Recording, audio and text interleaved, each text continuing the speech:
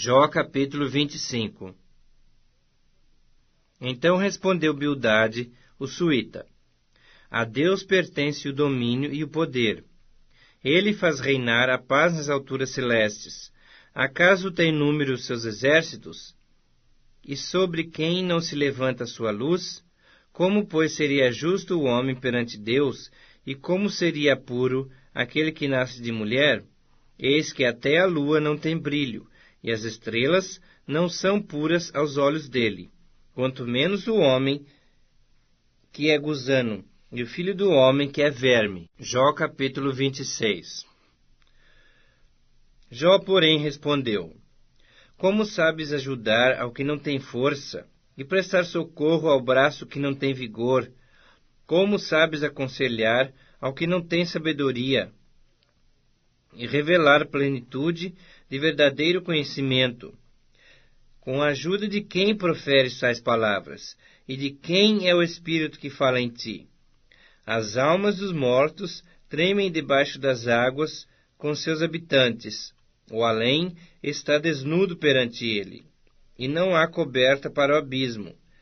Ele estende o norte sobre o vazio e faz pairar a terra sobre nada. Prende as águas em densas nuvens, e as nuvens não se rasgam debaixo delas. Encobre a face do seu trono, e sobre ele estende a sua nuvem. Traçou um círculo à superfície das águas, até os confins da luz e das trevas. As colunas do céu tremem, e se espantam da sua ameaça. Com a sua força fende o mar, e com o seu entendimento abate o adversário. Pelo seu sopro aclara os céus. A sua mão fere o dragão veloz. Eis que isto são apenas as orlas dos seus caminhos. Que leve sussurro temos ouvido dele, mas o trovão do seu poder, quem o entenderá? Jó capítulo 27.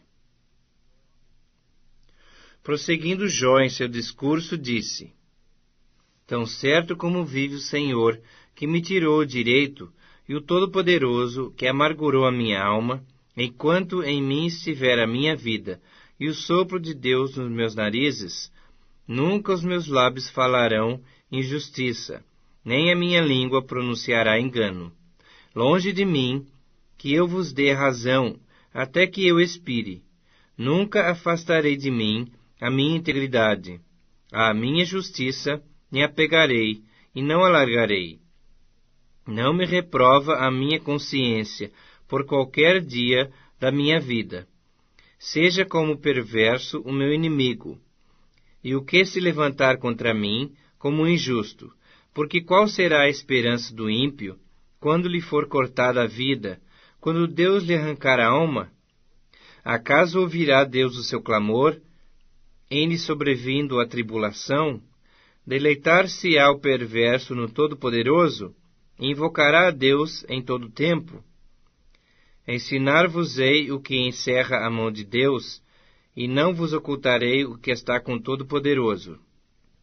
Eis que todos vós já vistes isso. Por que, pois, alimentais vãs noções? Eis qual será da parte de Deus a porção do perverso, e a herança que os opressores receberão do Todo-Poderoso. Se os seus filhos se multiplicarem, será para a espada, e a sua prole não se fartará de pão. Os que ficarem dela, a peste os enterrará, e as suas viúvas não chorarão. Se o perverso amontoar prata como pó, e acumular vestes como barro, ele os acumulará, mas o justo é que os vestirá, e o inocente repartirá a prata. Ele edifica sua casa como a da traça, e como a choça que o vigia constrói. Rico se deita com a sua riqueza, abre os seus olhos e já não a vê. Pavores se apoderam dele como inundação. De noite a tempestade o arrebata. O vento oriental o leva, e ele se vai. Varre-o com ímpeto do seu lugar. Deus lança isto sobre ele, e não o poupa. A ele que procura fugir precipitadamente da sua mão. À sua queda lhe batem palmas. À saída o apupam com assobios. Atos dos Apóstolos, capítulo 12. E por aquele mesmo tempo, o rei Herodes estendeu as mãos sobre alguns da igreja para os maltratar, e matou à espada Tiago, irmão de João. E vendo que isso agradara aos judeus, continuou mandando prender também a Pedro, e eram os dias dos asmos. E havendo-o prendido, o encerrou na prisão, entregando-o a 4 quaternos de soldados, para que o guardassem, querendo apresentá-lo ao povo depois da Páscoa. Pedro, pois, era guardado na prisão, mas a igreja fazia contínua oração por ele a Deus. E quando Herodes estava para o fazer, nessa mesma noite comparecer, estava Pedro dormindo entre 2 soldados, ligado com 2 cadeias, e os guardas diante da porta guardavam a prisão. E eis que sobreveio o anjo do Senhor, e resplandeceu uma luz na prisão, e tocando a Pedro na ilharga, o despertou, dizendo: Levanta-te depressa. E caíram-lhe das mãos as cadeias. E disse-lhe o anjo: Cinge-te, e ata as tuas alparcas. E ele o fez assim. Disse-lhe mais: Lança às costas a tua capa, e segue-me. E saindo, o seguia. E não sabia que era real o que estava sendo feito pelo anjo, mas cuidava que via alguma visão. E quando passaram a 1ª e 2ª guarda, chegaram à porta de ferro, que dá para a cidade, a qual se lhes abriu por si mesma, e tendo saído, percorreram uma rua, e logo o anjo se apartou dele.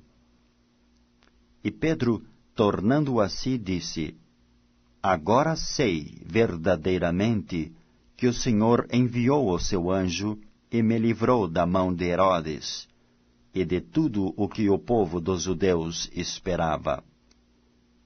E considerando ele nisto, foi à casa de Maria, mãe de João, que tinha por sobrenome Marcos, onde muitos estavam reunidos e oravam.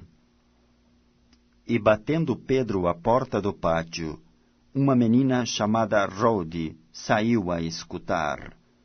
E conhecendo a voz de Pedro, de gozo não abriu a porta, mas correndo para dentro, anunciou que Pedro estava à porta. E disseram-lhe: Estás fora de ti. Mas ela afirmava que assim era, e diziam: É o seu anjo. Mas Pedro perseverava em bater, e quando abriram, viram-no e se espantaram. E acenando-lhes ele com a mão para que se calassem, contou-lhes como o Senhor o tirara da prisão, e disse: Anunciai isto a Tiago e aos irmãos. E saindo, partiu para outro lugar. E sendo já dia, houve não pouco alvoroço entre os soldados sobre o que seria feito de Pedro. E quando Herodes o procurou e o não achou, feita inquirição aos guardas, mandou-os justiçar, e partindo da Judéia para Cesareia, ficou ali. E ele estava irritado com os de Tiro e de Sidom, mas estes, vindo de comum acordo ter com ele, e obtendo a amizade de Blasto, que era o camarista do rei, pediam paz, porquanto o seu país se abastecia do país do rei.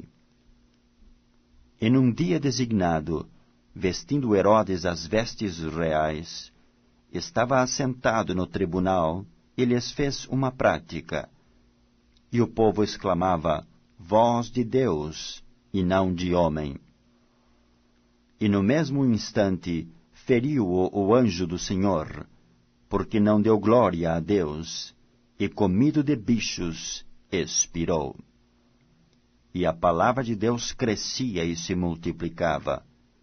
E Barnabé e Saulo, havendo terminado aquele serviço, voltaram de Jerusalém, levando também consigo a João, que tinha por sobrenome Marcos.